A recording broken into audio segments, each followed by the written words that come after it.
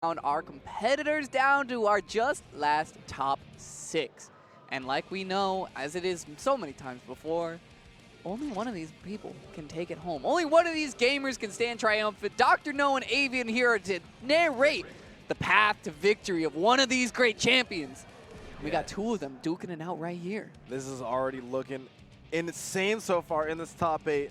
We had around 80 people in this bracket, narrowed it all the way down to 8, and now 6 are left.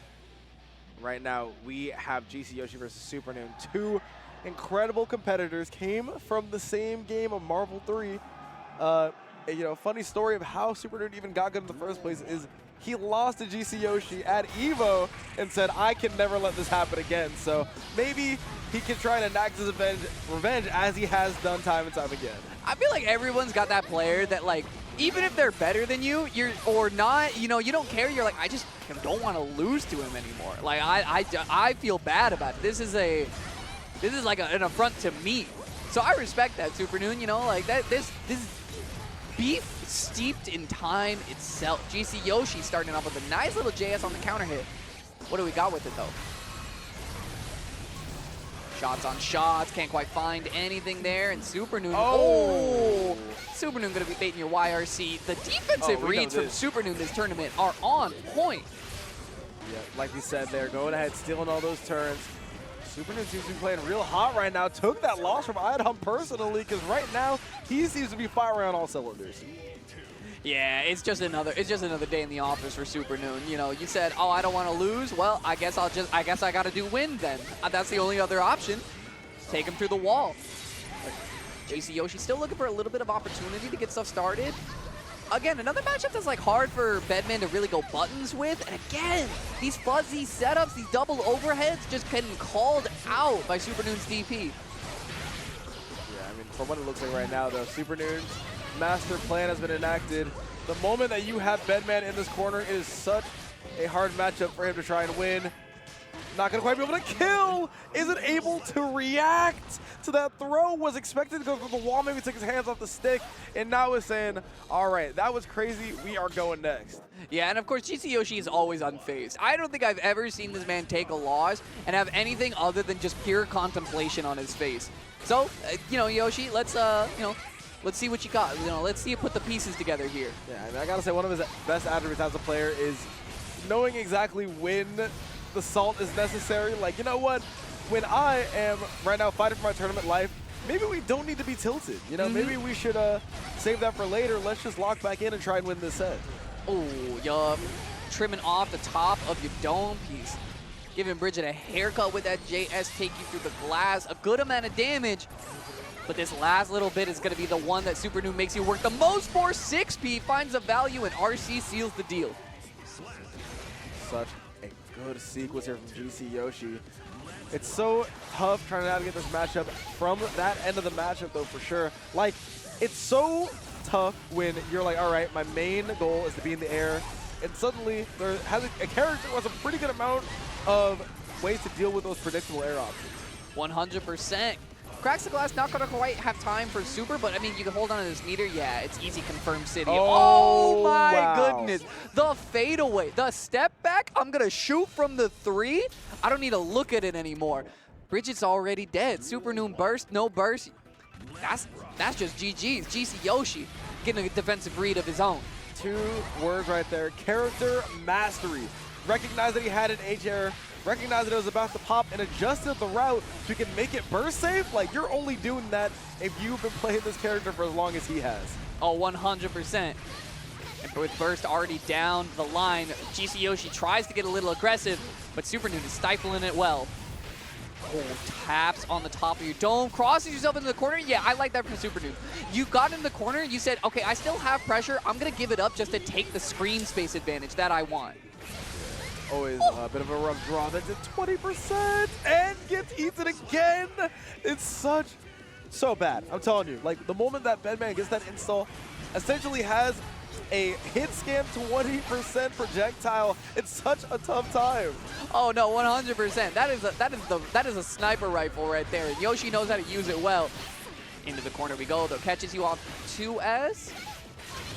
Gets Super out in time. with a little extra meter on top off that yo-yo toss. Yeah, like that optimization should get 50 bar really soon. This might not be enough to kill, though. There's no guts on the side of Bedman. Gives GcYoshi one more chance. Will he live to regret it, Dr. No? You might just ducks out on the super there. The RC, though, should seal the deal. But there's no hero burst here. Yoshi is not a hero burster. If anything, this man is an anti-hero. You know, he shows up, and he's going to beat you no matter who you are, villain and hero alike. But Supernoon trying to flip the script on it. I like the Wild Assault here. Held onto it for a few games and was saying now is the time. With good pressure to follow, it might just be curtains. Oh man, all those setups where you just bait out Fuzzy, blocking is just so tough. Bridget has one on her own, but now, as you can see, just one opening from that leads to a second game for GcYoshi. Yeah, and that was a beautiful corner sequence there, right? You had 50% tension, you jumped forward at Noon, and you delayed the JP just long enough to make Noon think, oh, I get to swing. Like, you're not doing anything, I'll take my turn, thank you very much. Wrong. Yoshi up to game. Oh, yeah. And now up to a set point if Noon is not careful. Oh, the backdash. Tries to catch you on the shimmy that time. Yoshi not a biter, though. There's one thing Jason's not going to do. It's going to be trying to, you know, adapt to those scenarios like that. So even though, you know, you go up, you run up, you throw him, you're not going to quite get the tech out of him the exact next time. You got to wait a little bit. Yup, and Supernoon off to a great round here. Takes this one home. Looks comfy, looks back in his element. That's what we like to see. I'm kind of curious a little bit. Yoshi really not wanting to like expend double jump too willingly, right? Like we see it there, but a lot of times it's like holding that second jump, possibly because you know there's not a whole lot of bait options you get off of it, but Trace forward off the BRC, Supernoon just taking advantage of this lack of mobility so well. The tap dust as well. Are we bursting? Yeah, I was expecting it. Maybe, thought about it. Yeah, maybe we could have gone for a different route there. Has White Wild Assault. You already know, has that vulnerability, has that combo potential. GcYoshi's going to use it to get the back throw, put Supernoon back in the corner. This is looking rough. Gets the block, has a chance for another RC mix-up. YRC, though, is going to leave GcYoshi with no errors to work with. Yeah, this is going to be like a hard find, and we're throwing out the reversal super. It's going to get punished. I actually super like that from GcYoshi. You checked multiple times for Noon to be throwing out DP in that corner situation, and I feel like, again, better on Noon. His defense mindset, both for himself and for his opponent, is just too good. Really curious to see how this one's going to play out. Now, game 5. A scenario we have seen time and time again. Gets the back throw. Now, corner position-wise. Now, offensive position-wise, it's looking like Noon. It has exactly the tools that he needs to succeed. Yeah, and look at how much damage. That wasn't even, there was no like full combo there. GcYoshi just took so much damage off of just what the sequence was in terms of nickel and dime hits. Tries to get up there to continue the combo. Noon's burst will save him, but a little bit of that insta left means Yoshi's going to make it difficult. Yeah, this is scary. You can't get clipped by any of these right now. You're going to be in for a world of trouble. Blocks the electricity, and this could be huge for Supernoon. GcYoshi has 0 resources. Yeah, absolutely, and this is where it starts to get dangerous, right? The meter is coming back on Noon's side. The 6-speed finally finds purchase. Throwing out the Bedman head from downtown. The coming down from the heavens, and this might be a bad situation. The cross-up? Bit the house on the cross-up and gets it. What a play from Supernoon. Nah, Supernoon is locked in. We are not showing left rights the whole set, and you wait till game 5? Noon always has more in the tank. GcYoshi, you gotta show that you got gas left to go, but Noon is baiting burst. There's nothing left to stop him. Oh my goodness, the momentum off of that play from Supernoon. He's taking it not only into this next round, but taking it across the screen. You might have to take it a little bit further. The deflect shield already off the table from Noon, but we find the hit. Can you carry this all the way home? This could be enough. That's it for sure. GcYoshi fought tooth and nail for that set, but Supernoon just had a little bit more in the tank, a little bit more tricks up his sleeve, and takes it in a last game. Oh, that's exactly what I want to see from a set like that. Oh yeah, it's like you don't need any caffeine or nothing when you got sets like that. I'm telling you.